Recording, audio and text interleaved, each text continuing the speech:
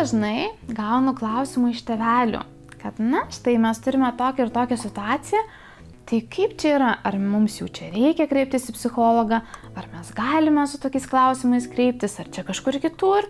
Ir aš suprantu, kad gana dažnai kyla tėvam, na ir kitiems suaugusiems žmonėms klausimas, kągi gali padaryti vaikų psichologas, ką jisai daro, o na, kada tai yra ne jo kompetencija. Na, tai aš pabandysiu trumpai atsakyti, kaip aš matau ir kaip aš suprantu, kągi gali padaryti ir kaipgi gali padėti vaikų psichologas. Visų pirma, ką gali padaryti profesionalus vaikų psichologas, tai yra padėti jums pažinti savo vaiką.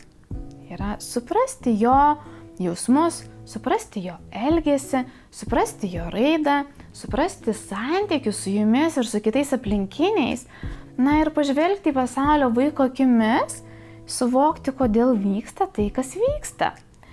Ir visiškai nesvarbu, ar tai yra tikrai trauminiai išgyvenimai, ar tai yra raidos sutrikimai, ar galbūt yra kažkokie nedideli niuansai, kada jūs, neramina tas klausimas ir jūs tikrai norėtumėte gauti specialisto dirbančio su vaikais atsakymą.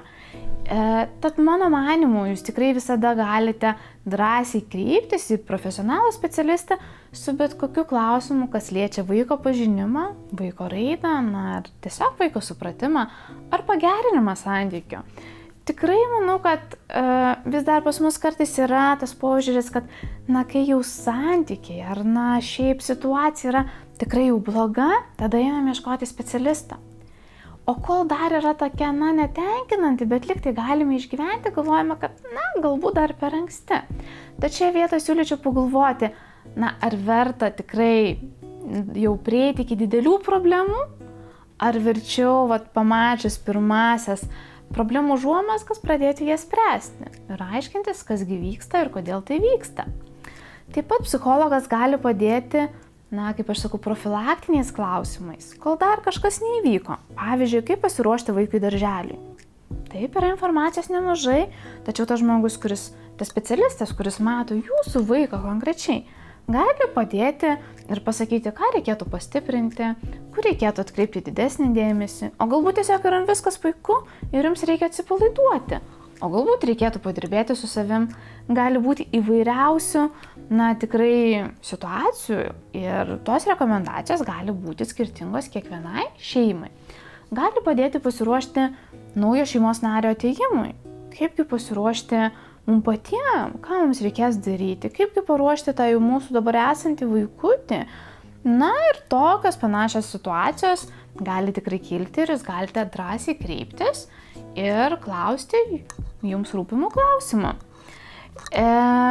O kaip vyksta darbas? Iš tiesų, sakyčiau, psichologas yra tas, kuris, kaip sakau, padeda suprasti, suteikia jums rekomendacijas ir, palydi jūs einant tuo keliu su vaiku, tobulėjant su vaiku, sprendžiant problemas su vaiku, palaiko jūs už rankos, pasako papildomų įžvalgų ir rekomendacijų, tačiau labai svarbu, kad tėveliai ar kiti suaugę pasistengtų suprasti, jog tą kelionę jie turi eiti patys.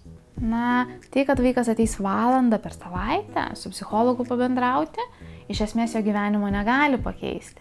Tačiau jeigu pabendrauja ir su specialistu, ir tėvai tada imasi eiti tą tinkamą kelionę, o specialistas jį palaiko už rankos, tikrai galima pasiekti puikių rezultatų. Kitas dalykas, be abejo, jeigu yra poreikis dirbti su vaiku, ne tik tai duoti rekomendacijas tėveliam, tai specialistas, šiuo atveju vaikų psichologas yra tas, kuris pramuša tam tikrus kamščius. Kažkur yra kažkas užstrigę, kažką reikia išjudinti, kažkur reikia atkreipti didesnį dėmesį, kažką gal pastiprinti, kažką atleisti. Tad psichologas duoda tą pirminį impulsą, jį išjudina, į tą vaiko gyvenimo namą įdeda kelias plytas, o toliau vėlgi duoda rekomendacijas tėveliam ir pagal tas rekomendacijas tėveliai tas plytas statosi ir taip mes gauname tikrai tą gražų vaiko namelį. Tad maždaug toks yra psichologo darbas. Be abejo, kiekviena ta kelionė yra skirtinga. Vieniems reikia vienaip, kitiems reikia kitaip. Tačiau psichologas, vaikų psichologas yra tas žmogus, kuris palaikys tiek vaiko už rankos, palaikys tėvelius už rankos ir padės eiti tuo keliu ir įdėti tas reikiamas plytas į tinkamą vietą. o ko negali vaikų psichologas? Tai, labai gaila ir iš tikrųjų labai norėčiau, bet vaikų psichologas neturi burtų lazdelės. Mes negalime pamoti lazdele ir išspręsti visas problemas labai greitai. Mes, negalime pakalbėti valandžiukę ar 2 su vaiku ir tikėtis, jog išsispręs visos jo problemos.